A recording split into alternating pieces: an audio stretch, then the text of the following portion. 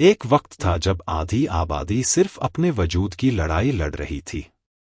उन्हें वोट देने का हक नहीं था, संपत्ति का अधिकार नहीं था। फिर एक क्रांति ने जन्म लिया। 1837 में एक शब्द गढ़ा गया, फेमिनिज्म। मकसद साफ था, महिलाओं को पुरुषों के बराबर खड़ा करना और उन्हें एक इंसान का दर्जा दिलाना।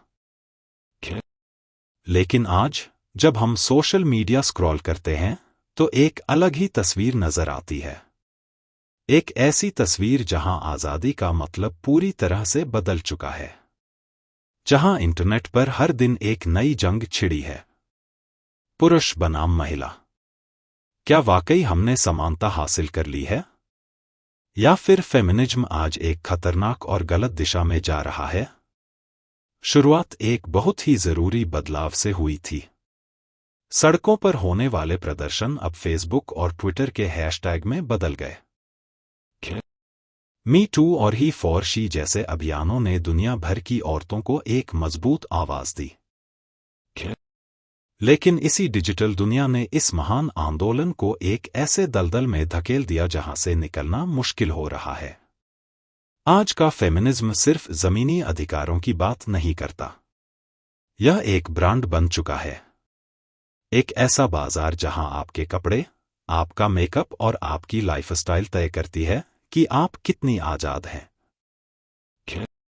इसे चॉइस फेमिनिज्म का नाम दिया गया है, यानी औरत जो भी करे वह फेमिनिज्म है। लेकिन क्या सच में ऐसा है? क्या शराब पीना, सिगरेट पीना और अपने ही परिवार को गालियां देना महिला सशक्तिकरण है? कुछ लोग आज इसी भटकी हुई सोच को आजादी मान बैठे हैं। मशहूर हस्तियों के माई चॉइस वाले वीडियो इसी उपभोक्तावादी मानसिकता का सबसे बड़ा सबूत है। आज हालत यह है कि खुद महिलाएं इस नए फेमिनिज्म से घुटने लगी हैं। अगर कोई औरत यह कहे कि वह घर संभालना चाहती है, बच्चों की परवरिश करना चाहती है, तो समाज उसे एक पिछड़ी हुई सोच का तमगा दे देता है। उसे एहसास दिलाया जाता है कि वह अपनी क्षमता बर्बाद कर रही है। आधुनिक फेमिनिज्म ने अनजाने में एक अजीब सा नियम बना दिया है, आपको हर हाल में पुरुषों की तरह व्यवहार करना होगा। हुकअप कल्चर को आजादी का नाम दे दिया गया है, जहां महिलाओं पर ऐसा दबाव डाला जाता है कि वे भावनात्मक रूप से तैयार हुए बिना ही कैजुअल रिश्ते बनाएं। नतीजा, आज महिलाएं पहले से कहीं ज्यादा कंफ्यूज हैं। वो करियर और परिवार के बीच एक ऐसी लड़ाई लड़ रही हैं जो उन्होंने कभी मांगी ही नहीं थी। सिर्फ यही नहीं, इस नए आंदोलन ने औरतों को ही औरतों के खिलाफ खड़ा कर दिया है। अगर कोई लड़की इस कट्टर विचारधारा से अलग सोच रखती है तो उसे अपनी बात कहने से डराया जाता है, उसे चुप करा दिया जाता है और महिला विरोधी मान लिया जाता है। इंटरनेट पर कुछ स्वघोषित फेमिनिस्ट अपनी ही एक अलग अदालत चला रही हैं, जहां नफरत और तीखे तानों के सिवा कुछ नहीं है।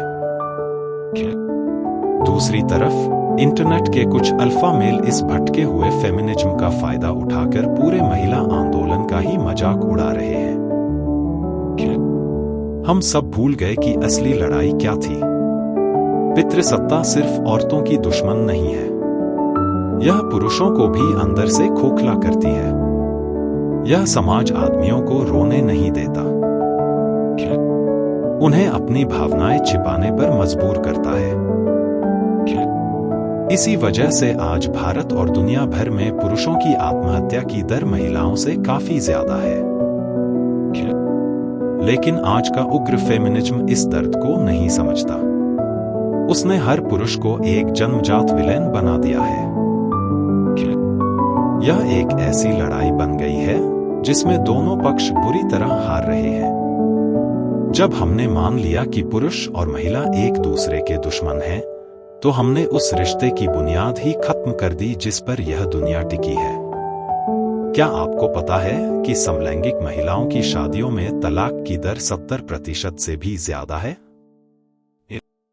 यह चौंकाने वाला आंकड़ा इस बात का सबूत है कि समस्या सिर्फ पुरुषों में नहीं है। समस्या उस अंधी सोच में है जो हमने अपने दिमाग में पाल ली है। आज का फेमिनिज्म बड़ी बड़ी कंपनियों के लिए सिर्फ एक प्रोडक्ट बनकर रह गया है। वो महिला सशक्तिकरण के नाम पर अपना सामान बेच रहे हैं और हम खुशी खुशी उसे आजादी समझकर खरीद रहे हैं। आजादी का मतलब पुरुषों से अंधी लड़ाई लड़ना नहीं था। आजादी का मतलब एक ऐसा समाज बनाना था जहां दोनों एक दूसरे के पूरक हों। सावित्रीबाई फुले ने जिस फेमिनिज्म की नींव रखी थी, उसमें नफरत के लिए कोई जगह नहीं थी। उन्होंने शिक्षा और समानता की बात की थी। लेकिन आज की इस अंधी दौड़ में वो असल मकसद कहीं बहुत पीछे छूट गया है। हम अधिकारों की बात करते करते शायद इंसानियत भूल गए हैं।